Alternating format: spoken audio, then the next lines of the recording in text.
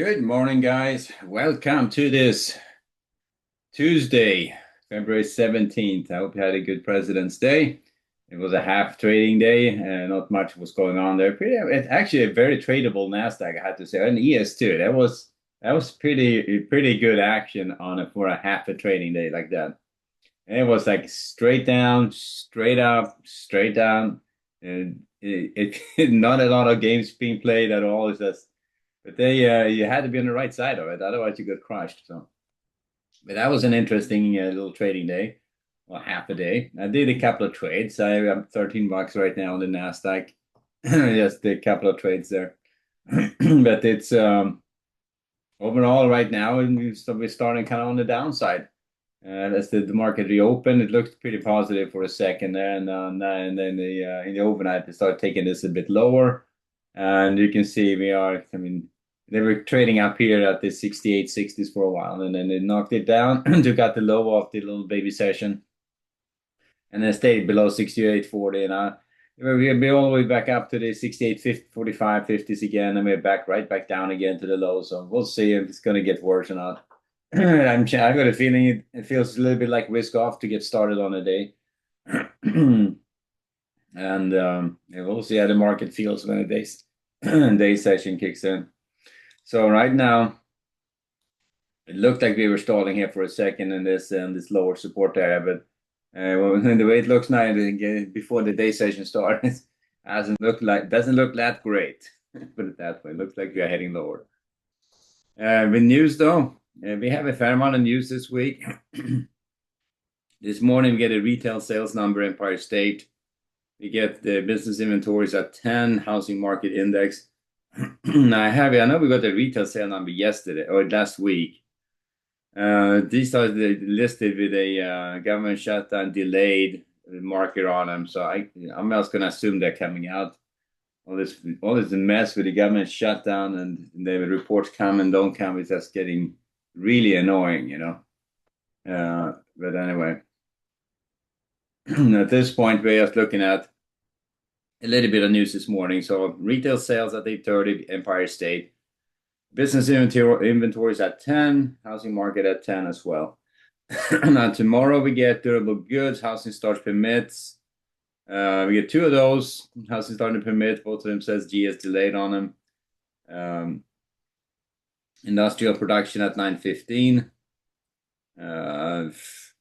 Fed minutes, 20-year auction at 1, Fed minutes coming out on tomorrow. Thursday, we get jobless claims, Philly Fed, pending home sales, leading indicators. Yeah, Friday though, we get interesting stuff. We have a GDP read there, and that's going to be the that's going to be the initial estimate for Q4. So that's going to be the first read of Q4. We have personal income, that's your inflation read, that PCE index coming out there. Your home sales and consumer sentiment. So Friday could be an interesting trading day as well. So a little bit of news coming out every day, but right now this morning we've got a little bit coming out. Little bits coming out at 8:30. Let's see how that kind of shakes out. Across the board, all my stocks looks like they are mostly in the red. Most of the tech stocks and AI stocks in the red looks like. So that's how it looks like the trading day is going to be starting. And I would then start off with a bias to the downside. I mean, we had a couple of days of selling. Friday looked like they had almost a way of holding it together. They sold off, retraced pretty hard. We're all the way up here to that 68.95, 6900. And then they backed off a little bit into the close. And then, of course, the little baby session didn't do much.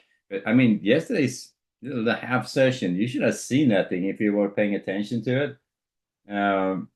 I was looking at it, as I said, I couldn't help myself. I had to take a couple of trades, and that was there was like a straight shot down in the morning, and then they stalled, then straight shot up, V bottom, and then straight shot up. But it was like a slow motion kind of a trend. And if you're on the right side of it, you could have gone quite a bit on that thing. So starting off from the short side. Looking to sell strength up to this level here, the 68.50s. That's kind of the dynamic, I think, for this morning. If they trade up above 68.50, take out that London high. I think we may be back here more range bound for the trading session. Now, overall, you can see capital flow is borderline shifting on us here, right? So we had a move out of the middle here the other day. They're stalling at the lower end of support. So it's not quite confirmed, I would say. We are still, it looks like it. It could very well develop into one. If they start taking out this low where they are right now, we may be finding ourselves in a move out of the middle to the downside. And how bad that's going to get, anyone's guess, anyone's guess. I mean, we have a big low volume area coming up here. If I make it a little bit, we have a big area of support way down here at the 65, 60s. And if you're going to be all the way down, it's going to be a couple of gnarly days ahead of us. But this is the time of year it happens. Like January, usually it starts earlier in January, but I had my hopes up here going into February. But the last 2 days of January it started, and then now they're in that churning period, but they're going to try to take it lower. There's a bit profit taking going on. They're taking profit of profitable stocks, if you wish, pushing the taxes and tax bill out. So a lot of churning going on this time of year, the February, March. So we'll see how gnarly it's going to get. They've been holding on pretty good so far.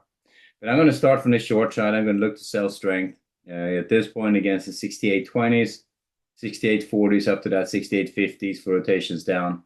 Above 68.50s, I'm taking off that short buys, going back range bound. Still looking for short setups against the 68.65s, 68.80s, up to that level, the 6900s.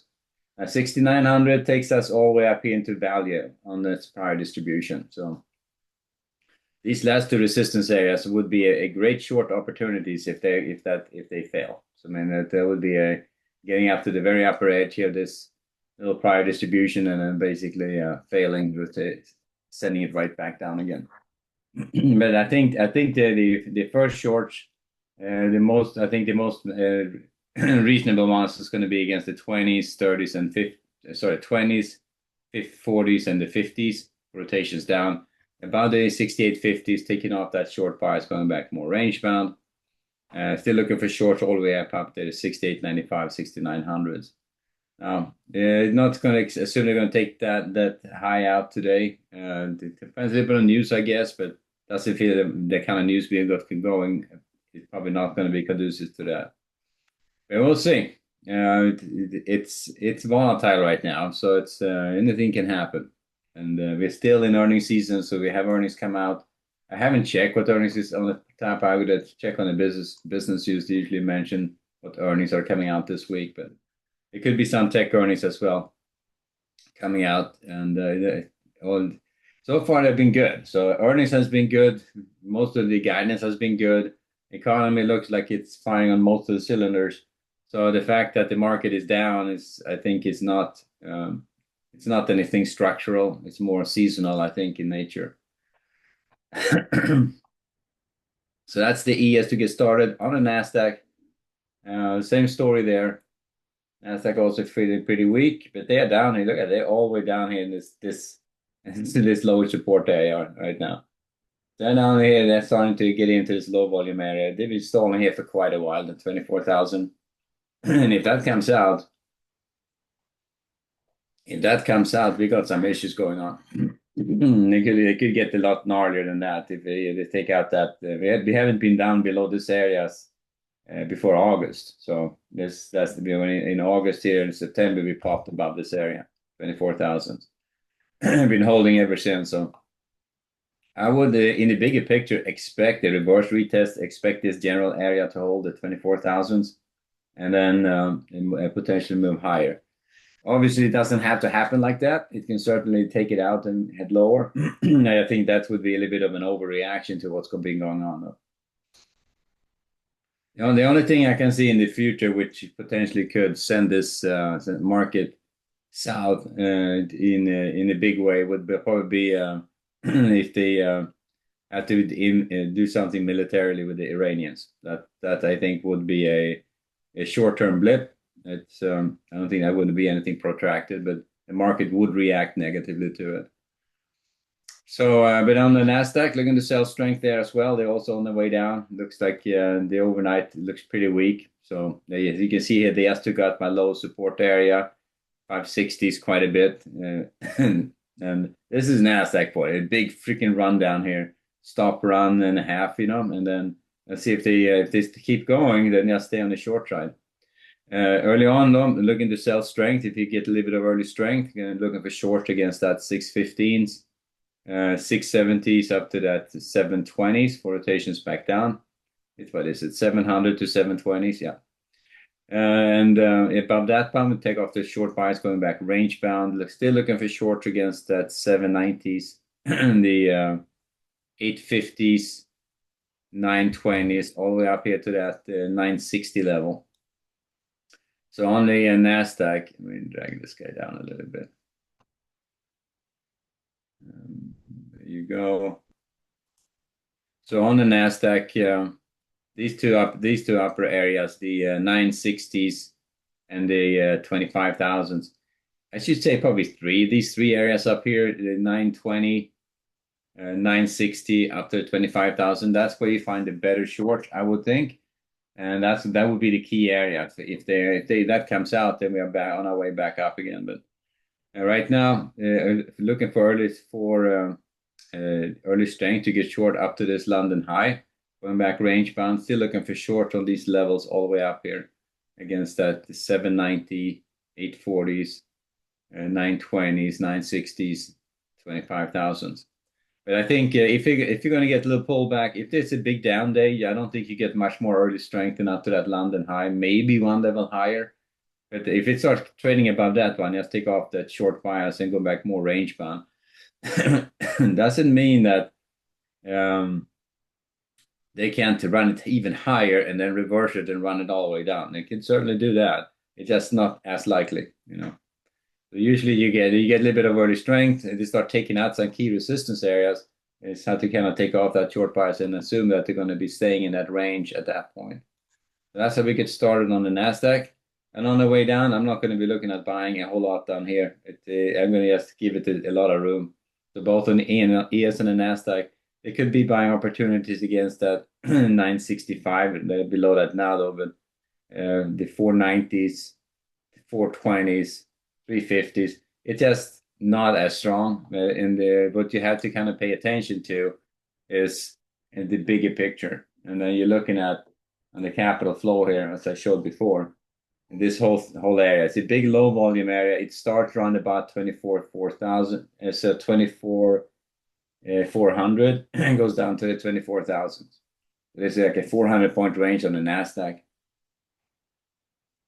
And we had this big sell-off here. Remember in November, they ran it all the way down here to the 24,000, then reversed it.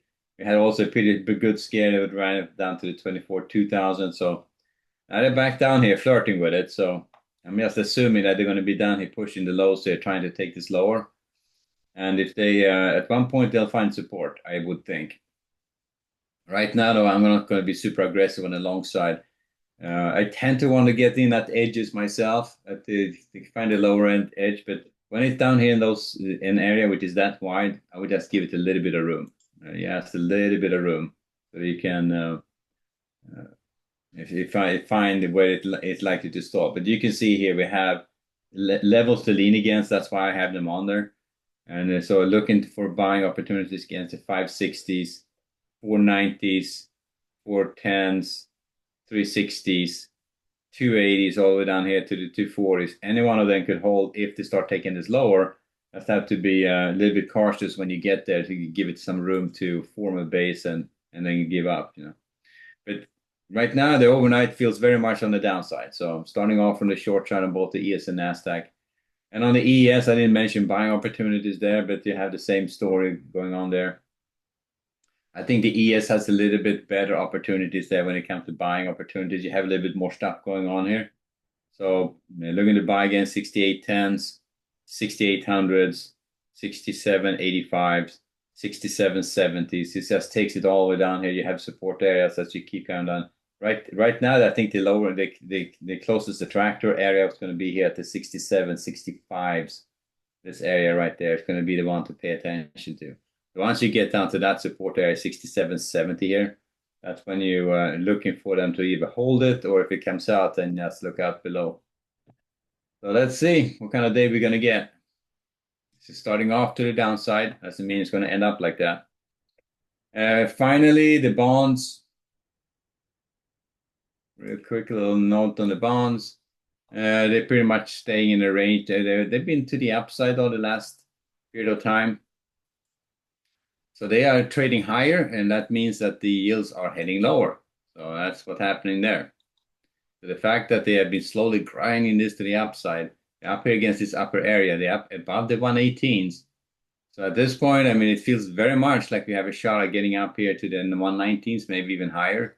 And if they keep trading this higher, we may find ourselves in yields in a pretty good spot. So long-term yields is down is very much what everyone wants, right? Last time they dropped the Fed dropped their rates, it did not impact the long-term yields. It didn't do anything. That tells you something, right? So, overall, driving down these long-term yields is super important because there's a lot of debt which need to be rolled over this year, and refinancing that debt at higher rates is just going to cost a lot more in interest payments. Anyway, so we're starting off range bound with a bias to the upside on the bonds. We're going to buy against the 118.04s. 1730s down to the 1724s for rotations up. I think below that mode here from Friday, if that comes out, we're back range bound. But I'm looking to buy against early weakness if that happens. Right now we got a little bit here at the 118 down to the 02s. Let's see if that is it or not. But it's looks to me like the bond market is trying to take this higher, even if it's in slow motion.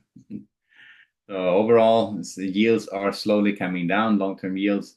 Bond prices are going higher. So looking for buying opportunities for rotations up right down on the bonds.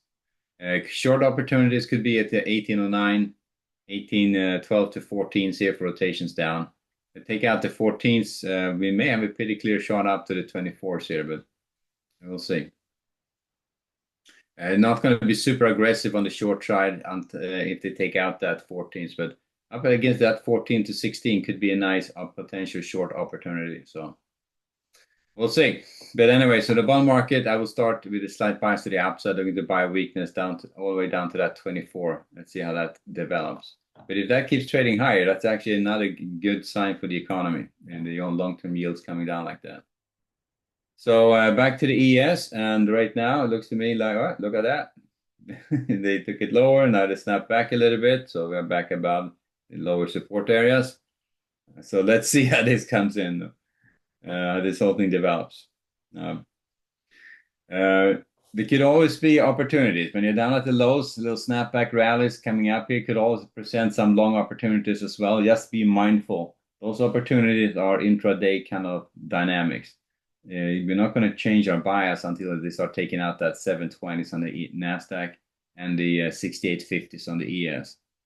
So we can always trade from the long side if you're getting a little bit of a burst. Depends on how quick you are with your trades, how big of a trade you're looking for, that kind of thing.